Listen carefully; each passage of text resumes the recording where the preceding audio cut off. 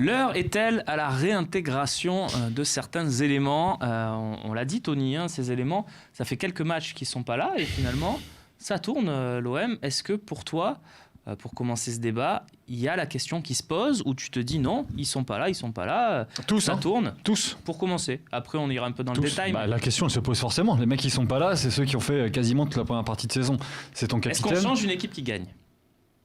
J'ai tendance à croire, à encourager Rudy Garcia à continuer avec ceux qui ont gagné récemment. Parce qu'il y a aussi un message fort derrière. Il a gagné à Dijon, par exemple. Je sais pas.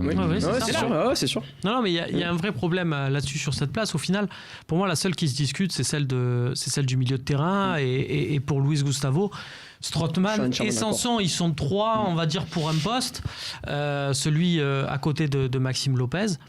Parce que voilà, sinon moi je rejoins Tony et quelque part là aussi où on se pose au-delà du côté tactique, du côté la valeur des mecs, il y a une côté de cohérence générale. On parle d'un Rudy Garcia qui a retrouvé, on va dire, un peu d'allant et d'autorité dans son vestiaire, en clamant un discours en disant maintenant c'est les joueurs qui jouent. Il tient le même discours à l'intérieur du vestiaire qu'en conférence de presse, qui n'a pas toujours été le cas. C'est-à-dire qu'en conférence de presse, sur certaines questions, il aurait pu passer un peu de baume sur les fameux cadres et il n'a pas hésité. Il s'est mis en retrait en disant on verra le terrain, ce qu'il n'a pas toujours fait. Donc, il est dans une certaine cohérence. Si au premier match, on rechange de schéma ou quoi que ce soit, il va perdre beaucoup de monde en route. Donc je pense qu'il y a cette logique-là à préserver et ça s'inscrit au-dessus de tout. Mais malgré ça, on parle quand même de Luis Gustavo. Oui, c'est l'avis de Dark Natinus, sur le forum. Messieurs, bien sûr que Gustavo doit revenir, mais à son poste et avec un camarade derrière lui, ça peut faire mal. Messieurs, Kevin, est-ce que c'est l'heure de remettre Luis Gustavo dans le cœur du jeu ? Je pense que, en tout cas, moi, à Rennes, c'est ce que je ferais, même si on n'est pas encore sur la partie de coach chez nous. Mais en tout cas, je pense qu'à Rennes, ça serait le moment de faire entrer Gustavo, même si c'est très compliqué, je le conçois, de changer une équipe qui vient d'aligner 3 victoires. Ça veut dire sacrifier ou Sanson ou Lopez, ce qui est un peu injuste vu les prestations qu'ils ont fait ces derniers temps, donc c'est très compliqué. Maintenant, il ne faut pas se leurrer, pour moi, à mon avis, je regarde quand même la Ligue 1 depuis très longtemps. Les matchs contre Paris, contre Lyon, à Rennes chez eux, contre Saint-Etienne, Montpellier, il va falloir, je pense que la bataille du milieu de terrain va être beaucoup plus compliquée et c'est en cela que je pense qu'un Gustavo ou un Strootman, avec leur expérience, leur qualité quand même technique, il ne faut pas oublier que Gustavo était quand même le meilleur milieu de terrain l'année dernière. Certes, on ne vit pas dans le passé, cette saison il a eu beaucoup de mal, je n'oublie pas qu'il a joué beaucoup en défense centrale aussi, donc il ne faut pas l'oublier que ses prestations étaient aussi pas au niveau. Mais sincèrement, je pense qu'il va falloir réintégrer Gustavo. Et je pense dans les matchs beaucoup plus compliqués, contre Rennes, même si Paris, Lyon, c'est encore au-dessus, mais dans ces gros matchs-là, je pense qu'il va nous falloir un très bon Gustavo. Et je pense que dès contre Rennes, il va falloir déjà le réintégrer. Pour t'aider, Kevin, parce que je pensais comme toi, et puis d'un coup, j'ai réfléchi 2 secondes, je me suis dit, non pas que ton raisonnement manquait de réflexion, attention, je m'exprime mal. Ce que je veux dire, c'est que d'un coup, je me suis dit, c'est vrai, on ne peut pas lancer, puis d'un coup, je me suis dit, mais Sanson, il n'y est pas sur ces 3 victoires. En fait, Sanson, il n'y a que le dernier match où il est très bon et je pense que c'est peut-être le meilleur joueur. Parce qu'il rentre à Dijon en fait et qu'il apporte quelque chose. Tu as raison, parce qu'à Dijon il n'était pas titulaire et il rentre. Contre Bordeaux, il était très moyen. Et la parole à la défense. Non mais contre Bordeaux, Jacques.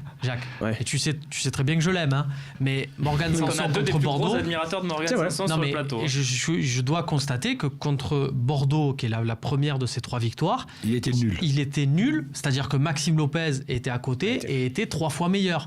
Donc il y a un souci à ce niveau-là. Pour vous tous, Lopez, on n'y touche pas de toute façon. Je pense qu'en tout cas, c'est pas lui que j'aimerais de comprendre ça. C'est vrai ? Non, parce que j'avais dit un déboulonnable sur ce plateau la semaine dernière. Ça faisait de grands gestes à côté de moi, ça va ? Un déboulonnable, ça. Je me souviens pas. Ça va. Jacques.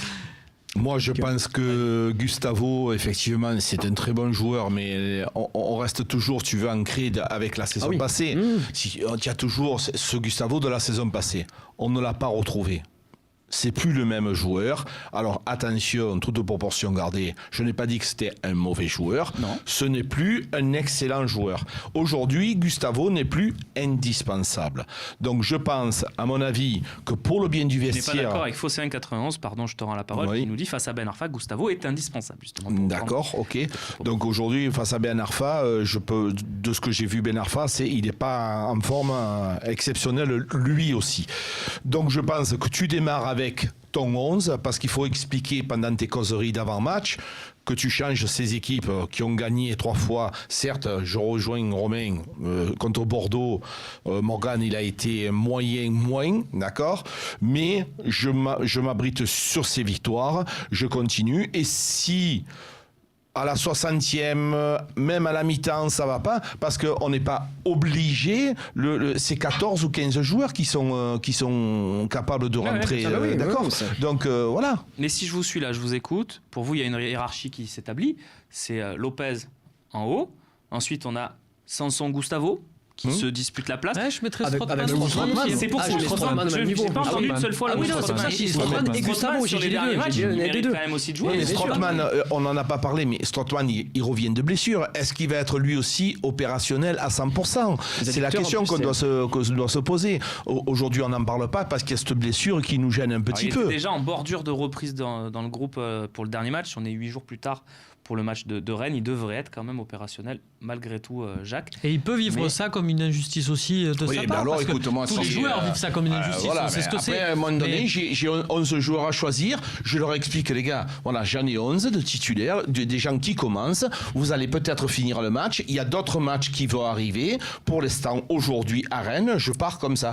Un point, c'est tout. Et il faut peut-être penser à un facteur, c'est ceux qui rentrent, qui sont meilleurs quand ils rentrent, que d'autres comme en attaque au final. On sait très bien qu'il y a des joueurs... Qui est meilleur quand il rentre alors? Non, mais tu sais très bien qu'un Clinton Ng, par exemple, pour partir du secteur de terrain. Ben justement, moi, Sanson à Dijon, par exemple. J'ai l'impression parce qu'il est rentré, c'est ça. Je disais, il n'était pas titulaire, il est rentré. Je trouve qu'il fait une belle paire. Voilà. Faut pas oublier qu'Amiens à domicile, c'est là où tu dois faire totalement le jeu, ce qui s'est passé. Ça va être différent à Rennes. Je veux dire, chez eux, ça va pas être le même match. Oui, Tony, tu voulais rajouter quelque chose? Non, mais effectivement, c'est intéressant là, ce qui va se passer là, ce que va décider Rudy Garcia. On est tous plus excités que jamais justement sur les choix de Rudy Garcia. C'est intéressant pour la concurrence aussi parce que ça va hisser le niveau de tout le monde.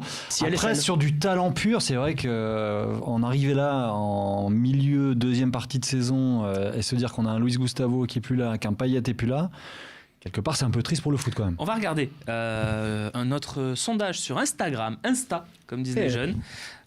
Dont on fait peut-être encore un peu partie, mais allez, on va essayer de se convaincre. Moi je dis Instagram, je te le dis, parce que moi je suis plus jeune. Luis Gustavo reprend sa place dans le 11, c'est la même question pour tout le monde. Et Gustavo a 87% de oui. Après c'est les autres, c'est vu par 8000 personnes, un peu moins. Absolument, Romain. Strootman et Payet sont quand même dans le oui tous les deux également. Donc il faudra trouver où les mettre aussi. Strootman, c'est pas mal et aussi. Rami par contre c'est non. Voilà, donc on a fait le débat sur Adil lundi. Ouais. Juste un mot sur Payet dans ce 4-4-2. Est-ce qu'il y a beaucoup de places où il peut jouer finalement? Parce qu'on se dit peut-être à la place de Germain, peut-être à la place d'Ocampos, mais on voit pas d'autres. Oui, mais finalement, à la place de Germain, tu pourrais te retransformer, même si, comme on dit, c'est une animation, c'est plutôt un 4-2-3-1. Même si c'est une question d'animation, c'est pas un 9,5, Payet, c'est un numéro 10. À gauche, c'est un peu moins équilibré, mais c'est aussi plus talentueux avec lui. C'est même c'est déséquilibré pour moi. Il peut encore jouer milieu gauche dans un 4-4-2. Je sais qu'il aime pas ça, mais je le préfère aussi plus près de l'attaquant, plus dans l'axe. Après, c'est une question d'animation, c'est toujours pareil. Mais surtout que, en fait, c'est là où ça fait un peu sourire Rudy Garcia, et je peux le comprendre, où on lui dit enfin il est enfin passé au 4-4-2, et lui ça le fait un peu sourire parce qu'il se dit, les enfants, l'an dernier, combien de matchs, si vous partez de ce raisonnement, j'ai joué en 4-4-2 parce qu'en fait à la perte du ballon, je demandais à Payet de se placer au niveau de l'attaquant, et on avait 2 lignes de 4, et donc du coup on était sur de la récupération. Au final, quelque part, sans le ballon, on était en 4-4-2, on jouait comme ça et on jouait sur ces complémentarités là. Romain, faut arrêter. On peut tout entendre, tout écouter, mais les conneries, c'est bon. Rudy, merci. Le 4-4-2, tu le prends en phase offensive en phase défensive. Il est beaucoup plus utile ton 4-4-2 en phase offensive. En phase défensive, je m'en fous de ton 4-4-2. Moi, ce que je veux, c'est qu'en offensif, j'ai 2 véritables pointes. La vérité, c'est que quand il y a un 4-4-2 avec Mario Balotelli ou un 4-4-2 avec Kostas Mitroglou, et je dis pas ça pour enfoncer Mitroglou gratuitement. Avec Germain, avec NJ. je veux dire, c'est que Mitroglou est un joueur qui est vraiment sur lesquels les joueurs ne s'appuyaient absolument pas. Il ne touchait quasiment pas de ballon. Le jeu passait par Payet, passait par Thauvin. Alors que là, tu as un Balotelli sur lequel tu t'appuies. Balotelli, c'est un mec qui reçoit la balle dos au jeu. Il est capable de la contrôler, d'attendre, de résister à la charge du défenseur, de se retourner, de la donner. Ce que ne faisait jamais Kostas Mitroglou. Donc forcément, tu joues différemment. Et je suis d'accord avec toi, il y a autant de joueurs que de schémas tactiques, ça c'est sûr. Il y aura un débat peut-être à faire, mais ce sera une autre fois. Est-ce que finalement Balotelli n'est pas aussi compatible au 4-2-3-1 ? Mais ça, on le fera peut-être pour les prochains matchs si on le voit sous nos yeux ou si l'OM ne tourne pas pour trouver des solutions. En tout cas, messieurs, il y a un joueur qui... Même quand l'OM tourne, on trouve des solutions. Regarde, on a fait du sapin de Noël lundi. 3 victoires, on avait un schéma qui marche. On a dit, allez, si on change d'équipe, c'est bon. Voilà, messieurs, c'est ça qu'on aime. Ça t'avait plu, toi, Kevin ? Mais j'ai trouvé intéressant, c'est là que je te dis, je reviens sur ces histoires de gros matchs. Je pense que c'est une compo que tu es obligé de garder. Et avec ces joueurs-là qui doivent être réintégrés, Payet, Gustavo, tout ça, si on retrouve les vrais joueurs, c'est ça aussi qui est compliqué, les vrais joueurs qu'on a connus là, avec leur talent, je pense que ce système-là peut être très intéressant. Mais toujours difficile, comme je dis, actuellement de changer ce 4-4-2 qui fonctionne. C'est un peu compliqué. Quoi, de après, si tu veux, on est en train, ça fait plusieurs mois qu'on dit il faut trouver des automatismes. Et à un moment donné, pour trouver des automatismes, tu as trouvé ton 4-4-2 qui te permet d'avoir des automatismes. D'un coup des seuls, tu vas changer, tu vas faire un 4-3-2-1. Putain, ça n'a pas marché, mais pourquoi il a changé ? Non, je me mets aussi à la place de Rudy Garcia. J'ai un système qui marche actuellement, je vais m'appuyer là-dessus avec des joueurs qui m'ont rendu service. Donc voilà, je vais partir sur mon 4-4-2. On ne refait pas le débat de lundi, messieurs, mais je voulais avoir votre avis. On avance, on va évoquer un joueur qui, lui, par contre, est en pleine bourre. En tout cas, il semble dans les meilleures dispositions. C'est Maxime Lopez.